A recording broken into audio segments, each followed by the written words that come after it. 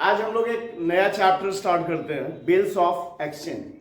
तो सबसे पहले हम लोग समझते हैं बिल्स ऑफ एक्सचेंज है क्या। तो अगर किसी ने उधार में गुड्स बेचा, उधार में माल बेचा, मतलब कि जो गुड्स बेचा उसका पेमेंट उसे कुछ दिन के बाद मिलना है खरीदने वाले से। खरीदार उस सामान का पेमेंट कुछ दिन बाद करने का बात करता है। तो इस स्थिति में बेचने वाला जिससे कि पैसे लेने हैं वो किसी तरह के पेमेंट में डिले या पेमेंट में गड़बड़ी से बचने के लिए बिल्स ऑफ एक्सचेंज का यूज करते हैं, बिल्स ऑफ एक्सचेंज का इस्तेमाल करते हैं। इसे इस तरह से समझते हैं कि सपोज ए है बेचने वाला सेलर, ठीक है, बी है खरीदने वाला बायर। अब बी ए से गुड्स खरीद रहा है और बोल रहा पैसे मैं अभी नहीं दे सकूंगा, मैं नहीं दे पाऊंगा, मैं 2 महीने के बाद पैसे दूंगा। तो क्या करेगा ये कि भाई हो सकता है बाद में ये पेमेंट में गड़बड़ी कर दे या पेमेंट में देर कर दे, क्या पता। तो उस बात से बचने के लिए बोलता है ठीक है पेमेंट तुम बाद में करना, लेकिन इसके लिए मैं एक बिल लिख रहा हूं, उस बिल को तुम एक्सेप्ट कर लेना। तो ये बिल लिखेगा और वो बिल एक्सेप्ट करेगा, ठीक है। तो ये कौन होगा, बिल लिखने वाला मतलब ड्रॉवर, और ये कौन होगा, ये होगा एक्सेप्टर, जो कि 2 महीने बाद फिर इस बिल का पेमेंट करेगा और बिल को कैंसिल कर दिया जाएगा, रद्द कर दिया जाएगा। तो ये होता है बिल्स ऑफ एक्सचेंज। और वो क्या, बिल्स ऑफ एक्सचेंज। अब है क्या, वो जो बिल है जिसे ए ने लिखा उसके लिए वो है BR मतलब बिल्स रिसीवेबल, क्योंकि इस बिल का पेमेंट इसे लेना है। और बी जो है उसके लिए वो बिल जो है वो क्या है, बिल्स पेबल, इस बिल का पेमेंट उसे करना है। तो ये बात तो समझ में आ गई। अब बात आता है कि भाई इसके 3, सबसे पहले इसके यूज को समझते हैं, उसके बाद में इसके साइड को समझे कौन कितने पार्टी हो सकते हैं इसके।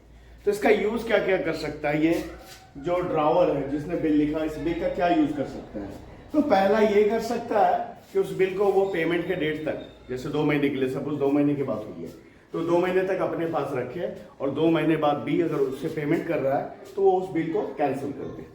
ये पहला हो सकता है। दूसरा ये हो सकता है कि अब ए को भी अभी जरूरत है पैसे की, तो वो क्या किया, उस बिल को ले जा करके बैंक में दिया अपने अकाउंट में, जहां उसका अकाउंट है वहां उस बिल को वो डिस्काउंट करा लेता है, ठीक है। तो ये हो गया बिल को बैंक से डिस्काउंट करा लेना।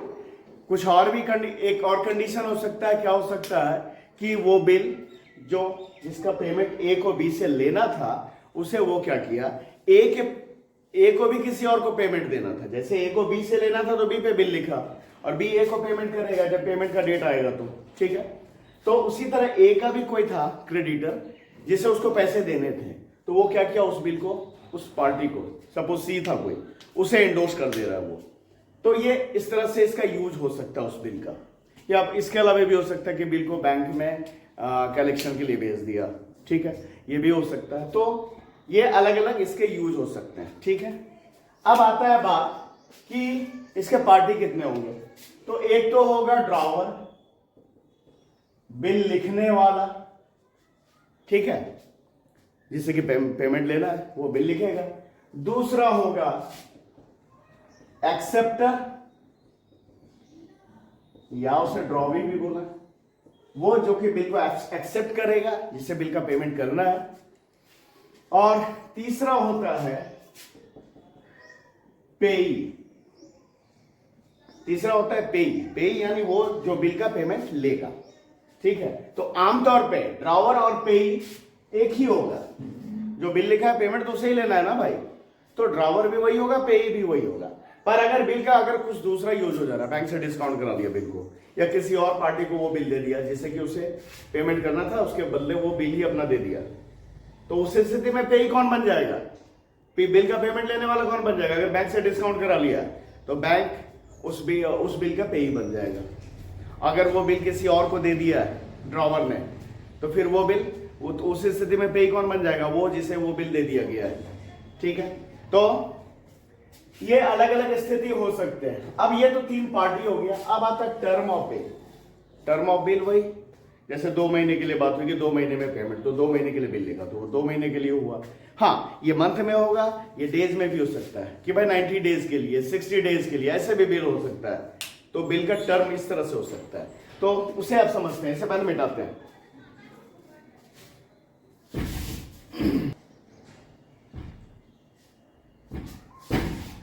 आप समझते हैं टर्म ऑफ बिल। अगर टर्म ऑफ बिल मंथ में दिया है तो फिर मंथ को काउंट करते हैं, उस वहां पे दिन पे ध्यान नहीं देना कि भाई जनवरी 31 दिन का होता है, फरवरी 28 दिन का होता है, इस तरह से दिन पे ध्यान नहीं देना, सीधा मंथ ही काउंट करेंगे। सपोज बिल लिखा गया है फॉर 2 मंथ्स, फॉर 2 मंथ्स। कब लिखा गया है? तो ये लिखा गया है जनवरी 1 को। तो भाई इसका टर्म कब पूरा होगा? तो जनवरी 1 2 महीने के लिए है ना, तो फरवरी 1, मार्च 1। मार्च 1 को इसका समय, फरवरी 1 क्या, जनवरी से फरवरी 1 तक में 1 महीना, फरवरी से 1 से मार्च 1 तक में 2 महीना। ये 2 महीना मतलब मार्च 1 को इसका समय पूरा होगा। और यही अगर डेज में रहे फॉर 60 डेज, तो उस स्थिति में, और वो लिखा गया जनवरी 1 को, ठीक है, तो उसका समय कब पूरा होगा, उसका टर्म कब पूरा होगा? तो भाई जनवरी 1, तो जिस दिन लिखा गया उस दिन को छोड़कर, तो जनवरी में कितने दिन बचे? जनवरी का 30 दिन, फरवरी में 28 दिन, फरवरी में 28 दिन, और 30 28 58 है ना, 30 और 28 58 हो रहा है। कितने दिन? 60 डेज के लिए तो 2 दिन और चाहिए, तो 2 दिन मार्च का 2 दिन लिया, यानी इसका जो डेट आएगा, जो समय जो पूरा होगा, वो समय कब पूरा होगा? तो मार्च 2 को पूरा होगा। समझ में आया बात? तो भाई अगर मंथ में बिल लिखा गया तो डेज पे ध्यान नहीं देना है, ठीक है, और डेज में तब तो डेज काउंट करना है। जैसे जनवरी के 30 है, जनवरी में एक जिस दिन लिखा, डेज में अगर काउंट करें तो इस बात का भी ध्यान रखना है, जब बिल डेज में लिखा गया उस स्थिति में जिस दिन लिखा गया उस डेट को छोड़ देते हो, उस दिन को छोड़ देते हैं। उसके बाद क्योंकि जनवरी के 31 दिन, तो 31 में एक दिन छोड़ दिया गया, पहला जिस डेट को लिखा गया, उसके बाद में बाकी कितने बच गए थे? 30 दिन। तो वहां पे वो पहला दिन जिस दिन लिखा गया उस दिन को छोड़ दिया जाता है। और उसका तो जनवरी 30 दिन, फिर फरवरी 28 दिन का ना, तो यहाँ पे 28 इस तरह से जोड़ा गया। तो सीधा बात है, अगर डेज में है तो भाई डेज में काउंट करना, और मंथ में है तो डेज पे ध्यान नहीं देना है। तो यहाँ पे क्या आया? मार्च 2। अब ये जो है ये समय पूरा होने का टाइम है, और इसका जो ड्यू डेट आएगा, ड्यू डेट के लिए क्या होता है, जिस डेट को समय पूरा हो रहा है उसमें 3 दिन और जोड़े जाते हैं, जिसे कि ग्रेस पीरियड कहा जाता है। वो 3 दिन जोड़ने के बाद ड्यू डेट आता है। तो यहाँ पे बिल का ड्यू डेट कब आएगा, पेमेंट का डेट कब आएगा? तो मार्च 1 आ रहा है, समय पूरा हो रहा है मार्च 1 को, तो 3 दिन और जोड़ा, तो मार्च 4 को इसका ड्यू डेट आएगा, है ना, इसका ड्यू डेट आएगा मार्च 4 को। और यहाँ पे 3 दिन ग्रेस पीरियड, क्या बोला, ये जो कि एक्स्ट्रा 3 दिन जोड़ते हैं इसे क्या बोलते हैं? Grace period. 3 दिन जोड़ते हैं तो मार्च 5 को इसका ड्यू डेट आएगा। समझ में आया बात?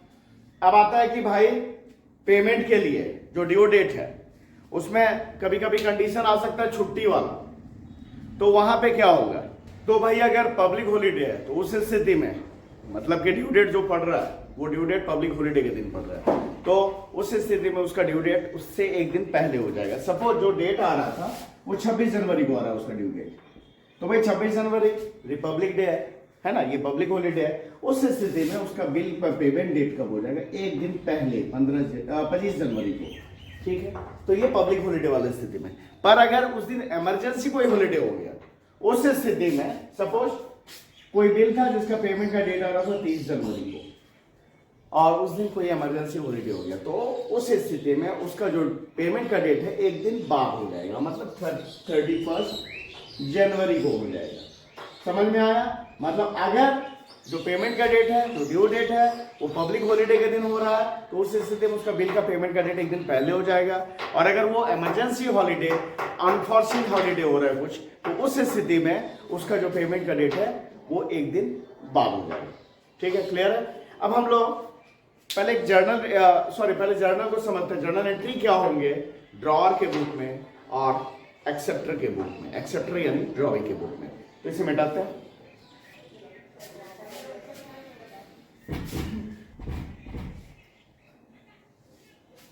अब हम लोग journal entries in the books of drawer और क्रेडिटर और in the books of drawee और डेटर। ये देख लेते हैं भाई, ड्रॉवर और क्रेडिटर क्यों बोला, जिसे पैसे लेने हैं वही तो बिल लिख रहा है ना, तो वो ड्रॉवर होगा, वही क्रेडिटर जो है वही ड्रॉवर होगा। और इसी तरह जिसे पैसे देने हैं वो डेटर है, ठीक है, वही ड्रॉवी होगा, या ड्रॉवी को एक्सेप्टर भी बोलते हैं।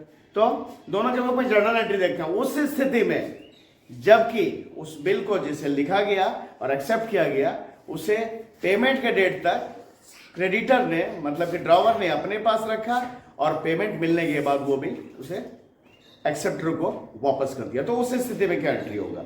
तो भाई तो इसके किसी बुक में एक बन गया ड्रॉवर का बुक, ड्रॉवर यानी क्रेडिटर जिसे कि पैसा लेना है, और ड्रॉवी मतलब कि ड्रॉवी या एक्सेप्टर बोल रहे हैं, ठीक है, डेटर, ठीक है। अब ये क्या कर रहा है, उससे गुड्स बेच रहा है उधार में, ठीक है। तो for sale of goods,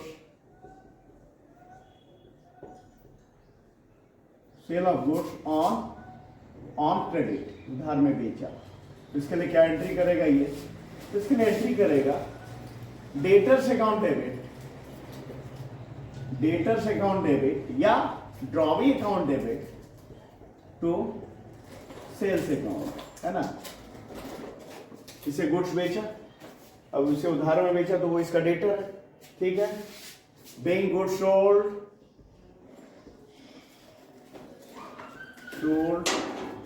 on credit, उधार बेचा, ठीक है। ये गुड्स परचेज किया, ठीक है, तो जब परचेज करेगा क्या एंट्री करेगा, purchases account debit to creditors account, जिससे उधार खरीदता है वो कौन है, वो क्रेडिटर है, वो पैसा लेगा, है ना। ये नरेशन का being goods purchase, being goods purchase on credit, ठीक है, ये हो गया। इसके बाद में भाई से पैसे लेना, ये अभी पैसा नहीं दे रहा है, तो भाई बोला मैं बिल लिखता हूं तुम एक्सेप्ट कर लो, तो भाई बिल लिखने का कोई एंट्री नहीं होता है, बिल ये एक्सेप्ट करेगा, ठीक है। तो जो एक्सेप्ट करेगा बिल को, तो उसके लिए एंट्री क्या होगा, बिल तो ये लिखा है, इसका बिल है क्रेडिटर का, तो क्या लिखेगा आपने, क्रेडिटर्स अकाउंट डेबिट, क्योंकि वो जो बिल एक्सेप्ट करेगा, एक्सेप्ट करके वो क्रेडिटर को, बिल को लिखने वाले को दे देगा, तो क्या एंट्री करेगा आपने, creditors account debit to bills payable account, ठीक है। Being the bill accepted for, जितने मंथ करेगा उतना मंथ वो टर्म लिख दिया जाएगा, और फिर वो बिल ये लेगा, बिल लेने के बाद अपने यहां जो एंट्री करेगा, क्या करेगा, एंट्री बिल ले रहा है, इसके लिए वो, उसके लिए जो एक्सेप्ट कर रहा है उसके लिए बिल्स पेएबल है वो, और जिसे ये जो लिख रहा है बिल, जिसने बिल लिखा उसके लिए बिल्स रिसीवेबल है, तो उसके लिए entry bills receivable account debit to क्या, debtors account, being an acceptance received. उसके बाद में पेमेंट का समय आएगा, बिल का समय पूरा होगा, तो फिर वो ड्यू डेट में क्या होगा, ये इसे पेमेंट करेगा, तो क्या करेगा, ये उसे बिल वापस कर देगा। क्या उस समय एंट्री होगा, बैंक अकाउंट डेबिट, पैसा ले लिया, bank account debit to bills receivable account, being payment received against bills receivable, और ये पेमेंट करेगा, ये अपने यहाँ एंट्री करेगा, ये बिल वापस लेगा, लिखेगा क्या, bills payable account debit to bank account, narration being payment of bill made. Bank या कैश दोनों में से कुछ भी हो सकता है। पेमेंट लेने का देने का जो बैंक अकाउंट लिखा उसकी जगह कैश अकाउंट भी हो सकता है। डिपेंड करेगा क्या किस तरह से ट्रांजैक्शन हो रहा है। कैश में हो रहा है तो कैश अकाउंट हो जाएगा, बैंक के थ्रू पेमेंट हो रहा है तो बैंक अकाउंट हो जाएगा। तो ये हो गया। अब हम लोग एक सवाल लेते हैं, उसे बनाकर देखते हैं। तो अब ये सवाल है, इसका हम लोग जर्नल एंट्री करके देखते हैं। क्या लिखा हुआ, Arun sold goods to Ravi of ₹10,000 on credit. Arun ने रवि को 10,000 रुपए का गुड्स उधार बेचा। For the same Arun drawn a bill on Ravi for on 4 January. और इसके लिए अरुण ने रवि पे 4 जनवरी को एक बिल लिखा।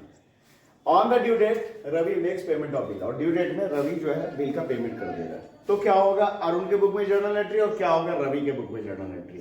तो भाई अरुण तो बेच रहा है तो अरुण क्या करेगा, एंट्री पहला एंट्री करेगा। ये मान के चल रहे हैं कि वो जो सेल हुआ वो भी 4 जनवरी को ही हुआ है, ठीक है। तो जनवरी 4 को क्या किया, तो करेगा एंट्री। किसको बेच रहा है भाई, रवि को गुड्स बेचा है तो Ravi's account debit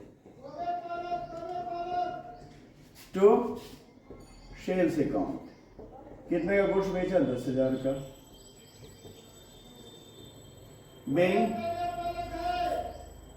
goods sold to Ravi, ठीक है। और रवि इससे परचेज करने की एंट्री अपने यहां करेगा। रवि करेगा उसी जनवरी 4 को परचेजेज अकाउंट डेबिट टू क्या नाम है, अरुण से अकाउंट। कितना भाई, 10,000 का। Being goods purchased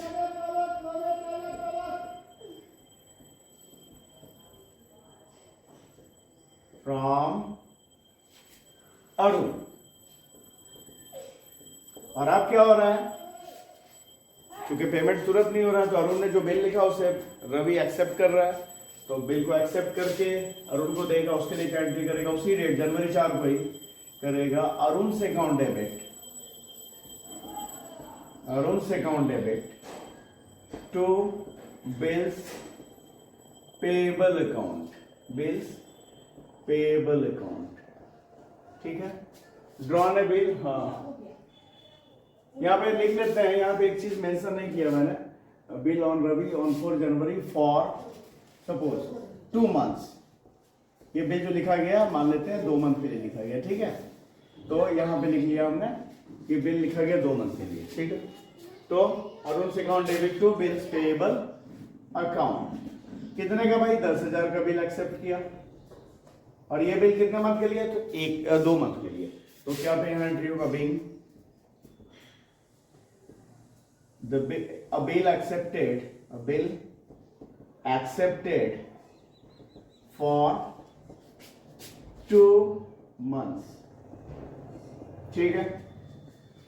और वो बिल ए के पास आ जाएगा, ये रखेगा उस बिल को उसी जनवरी 4 को। बी आर पूरा ही लिख देते हैं, bills receivable account debit to क्या नाम है, इससे ले रहा है, क्या नाम है, sorry Ravi's account, Ravi's account 10,000। being an acceptance for 2 months, 2 months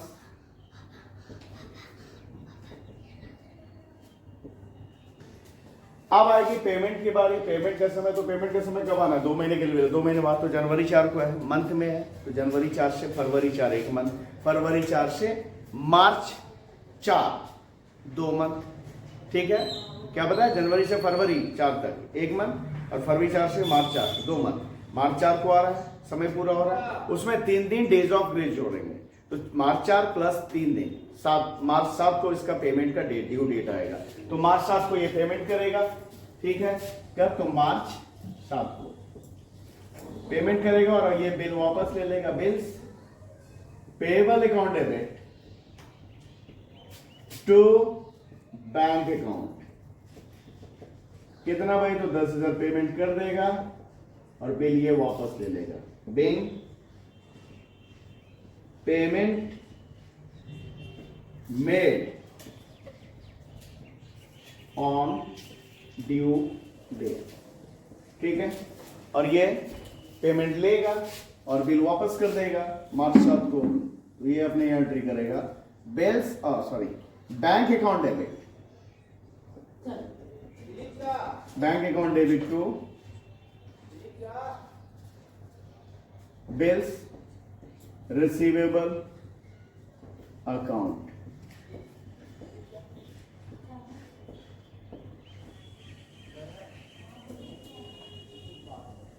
bank payment received against bill।